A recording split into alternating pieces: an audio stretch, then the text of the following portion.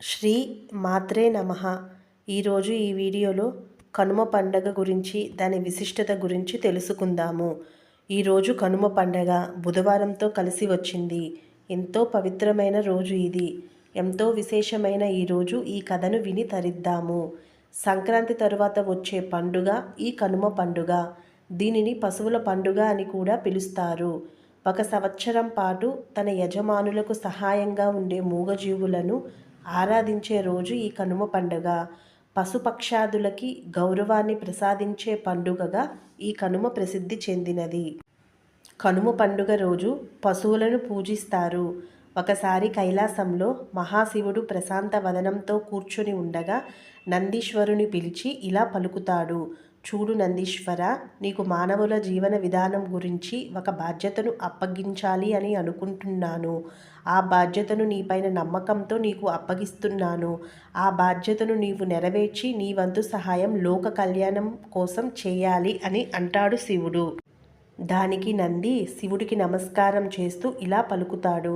ఓ దేవదేవ, మహాదేవ, స్వామి, మీరే నాకు ప్రాణం. మీ ధ్యానంలోనే నేను జీవిస్తున్నాను. మీ అంతటి వారు మానవుల శ్రేయస్సు కోరి నా మీద నమ్మకంతో బాధ్యతను అప్పగిస్తున్నారు. ఇది నాకు దొరకటం మహాపుణ్యం. ఆ పనిని తప్పకుండా చేస్తాను అంటాడు నంది. అప్పుడు మహాశివుడు ఇలా పలుకుతాడు.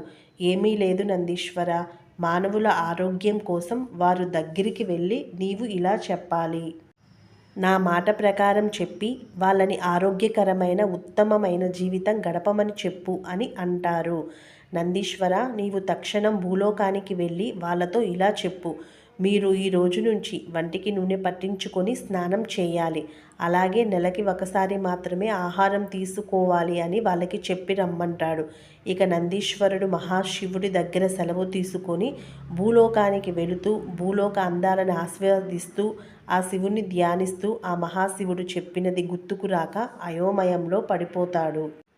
ఇక నందీశ్వరుడు మహాశివుడు చెప్పిన దానికి వ్యతిరేకంగా అయోమయంలో ఇలా చెప్తాడు. చూడండి మానవుల్లారా, మీకోసం ఆ మహాశివుడు నాతో ఒక సందేశాన్ని పంపించాడు. ఇది మీ జీవన విధానంలో చాలా ముఖ్యమైనది. నందీశ్వరుడు మానవులతో, ఓ మానవుల్లారా, ఈ రోజు నుంచి మానవుడు ప్రతిరోజు ఆహారం తీసుకోవాలి. అలాగే నెలకు ఒకసారి నూనెను వంటికి పట్టించి స్నానం చేయాలి అని వ్యతిరేకంగా అయోమయంలో నంది చెప్తాడు. ఇక మానవులందరూ మహాశివుడు ఈ రహస్యాన్ని చెప్పారని, ప్రతిరోజు ఈ నియమాన్ని తప్పక పాటించాలని అనుకుంటారు.